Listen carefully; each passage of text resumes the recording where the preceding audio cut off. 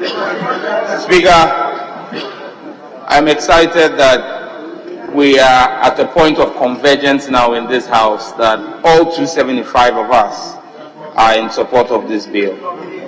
Because from the onset, it had been a Herculean task when we were putting together the bill.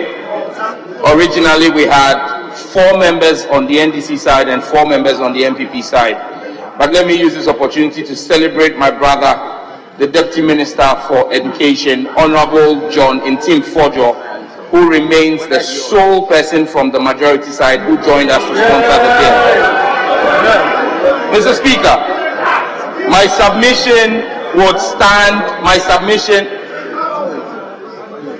submission would anchor on 4 legs: traditional, scientific, legal, and religious.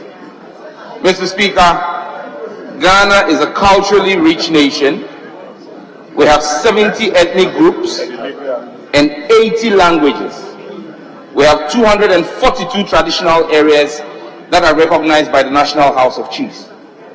Mr. Speaker, we throw an open challenge to proponents outside of this House, since there's no proponents in this House, of LGBTQ rights, to show us one Ghanaian traditional language or one Ghanaian traditional area that accepts and supports homosexuality. Language is an identifier of an ethnic group. And when you take all the 70 Ghanaian languages, over 70 Ghanaian languages, each one of them has words for things that are natural to the people. Things that are alien, they don't have words for them, they have descriptions for them. So when people say that the white man brought us Christianity, for example, it's incorrect, because when you take our local languages, we have names for the supreme being and names for lesser deities. In Akan, we have Odumankuma Nyankupon, who is the supreme being, who the Hebrews call Yahweh. Or in Ghana, we have Akan Anyumo. So God is not a new construct to our language. But when you take things like computer, which are new things to our language, we call it Abefu Efide Enchi. It's a description. When you take telephone, we call it Ahumakrufu or something, a description.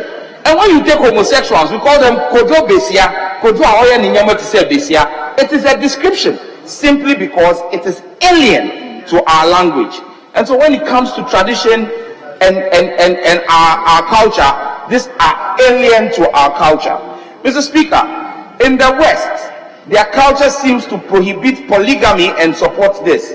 People think it's a cultural thing. It's actually not a cultural thing for the West. It's a financial decision. And let's put it to the Western world, that because of their tax system, that is why they frown on polygamy, not because of culture. Because when you are a single man in the West, you pay a higher tax. Once you get married to your spouse, your household tax reduces your individual tax liability. So then imagine if they allowed one man to have 4 wives. He will pay less tax to their exchequer. It is about money for the West. That is why they have criminalized polygamy. It's not about culture. And so they should not follow money and ask us to accept something that is culturally reprehensible. Mr. Speaker, let me go to the legal part. Our constitution has been dealt with, but when you read the report, those who argue against this bill say that Ghana is a signatory to international rights, the conventions and treaties. Very true. But Mr. Speaker, what they fail to do is they think that all of us don't read, but some of us do read. And Mr. Speaker, all the conventions that they have quoted in their memos to the committee, we would establish the fallacy of their positions. Mr. Speaker, the African Charter on Human and People's Rights in Article 17 says this: every individual shall have the right to education. 17.2, every individual may freely take part in the cultural life of his community.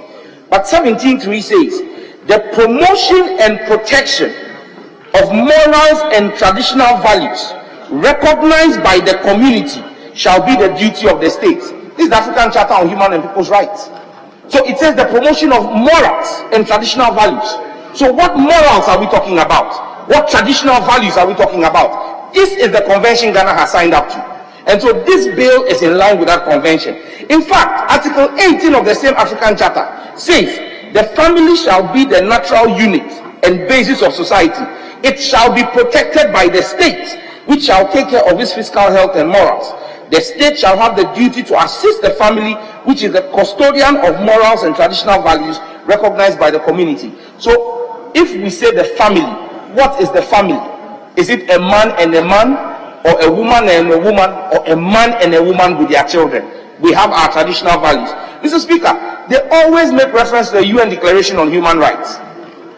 The UN Declaration on Human Rights in Article 2, I read, it says, everyone is entitled to all the rights and freedoms set forth in this declaration without distinction of any kind. And these are the distinctions it makes: race, color, sex, language, religion, political or other opinion, national or social origin, property, birth or other status. Mr. Speaker, I want to make it clear in this hallowed chamber that there is a clear distinction between sex and gender. Complete distinction. Sex is a biological construct. Gender is a social construct. Sex is binary, male or female. It is the source code for even computer science, 0 and 1. To be a male, you have the XY chromosome. To be a female, you have the XX chromosome. There is no other combination known to science. However, gender is a social construct. That is why in some countries, as we speak today, they have 48 gender identities. In some, they have 100. So gender is a social construct.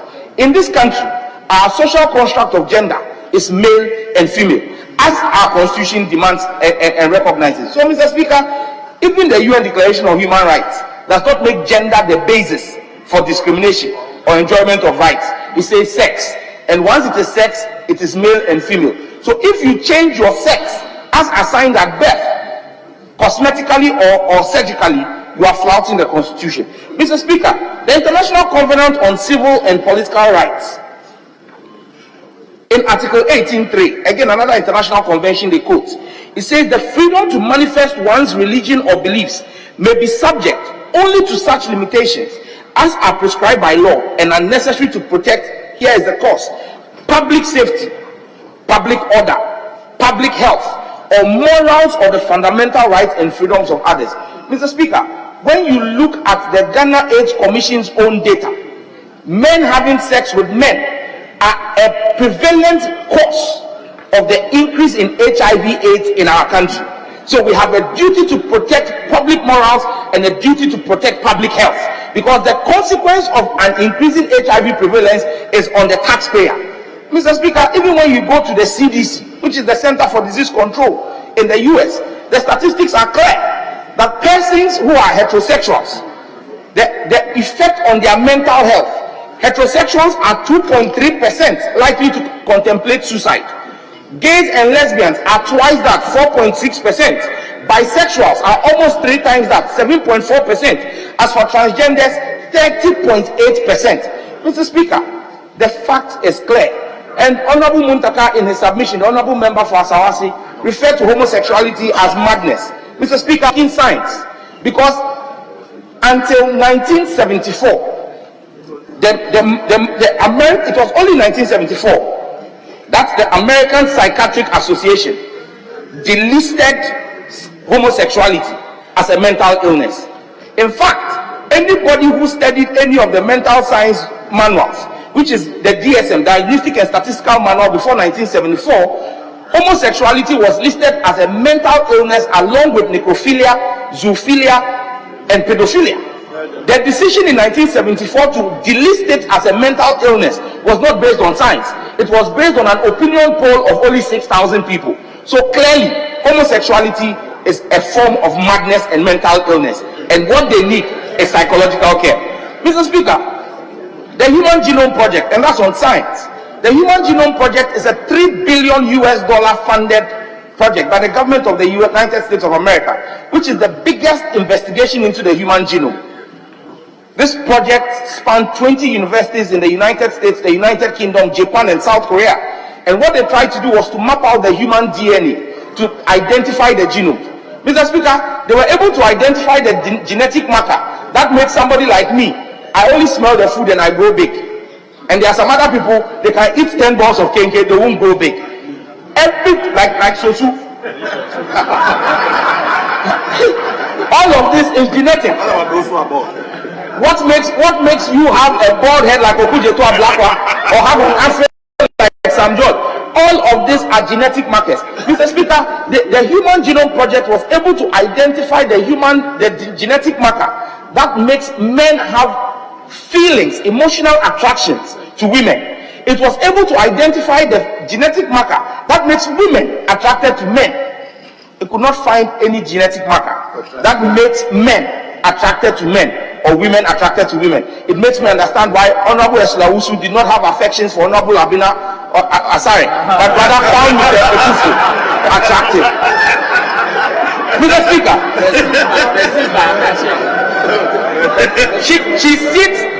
she even sits next to the handsome Mr. Atachia, Honorable Atachia, because it is a genetic thing. Mr. Speaker, let us serve notice. Let us serve notice, Mr. Speaker, that Honorable Ahia, for his submission, said in 50 years there will be migration. Well, he doesn't need to wait 50 years. It's happening today. He says they will be extinct. In fact, extinction comes when they lack people. Currently, most of the Western countries are attracting our finest brains here and offering migration programs to bring people in there because their workforce has been depleted. They have an overage population. Because, Mr. Speaker, like it is attributed to Robert Mugabe, if you put two men in a room and give them 12 months to produce as an offspring, they cannot produce an offspring. And so, Mr. Speaker, we will continue to stand here. But let me use this opportunity, Mr. Speaker, to celebrate Mr. Speaker, who has been a stalwart and a bastion for this bill. But for Mr. Speaker, this bill would most likely have been killed. Mr. Speaker has stood his ground and ensured that this bill has come this far. And I want to use this opportunity with the support of my colleague members of parliament, since we all support this bill, to serve notice to the Western powers that we have taken judicial notice of what they have done to the Speaker of Uganda. After Uganda passed the bill, the sanctions on the Speaker of Uganda's parliament and on the sponsors of those bills, we will serve notice as well that if they replicate same with our Speaker and members of parliament, we will also take action against their business interest in our country, because they serve in this country and make money from here and take back home. They cannot hold us to ransom. And like has been asked on this floor, Mr. Speaker, why is it that the American Secretary of State has not sanctioned the Secretary of Defense?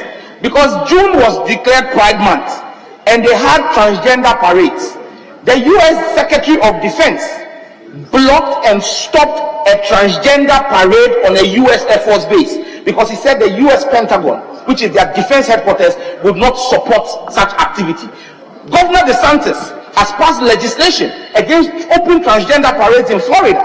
Why have they not taken on their own citizens? In fact, in 2022 alone, there were 433 actions in State House of Legislatures across the United States, banning and clamping down on homosexuality. The Supreme Court of the United States, SCOTUS, just last week, passed a landmark judgment enforcing the rights of American citizens to refuse to offer services to people on the basis of their faith and because they were LGBTQ. Mr. Speaker, it shows you that even America has realized the error of their judgment and are walking back their steps. Italy in June designated June also as Family Protection Month to counter the Pride Month. Maybe that's something Ghana should begin to consider, that we make June a Family Values Month to celebrate the Ghanaian family value. But Mr. Speaker, in wrapping up, Mr. Speaker, I just want to state that the dangers of homosexuality are grave. Persons who are homosexuals or transgenders, per statistics from the CDC, have at least 6 times higher rates of obesity, substance abuse, and suicidal thoughts than heterosexual people. This has a consequence for our health bill as a country and public health, and we cannot turn a blind eye to this. I want to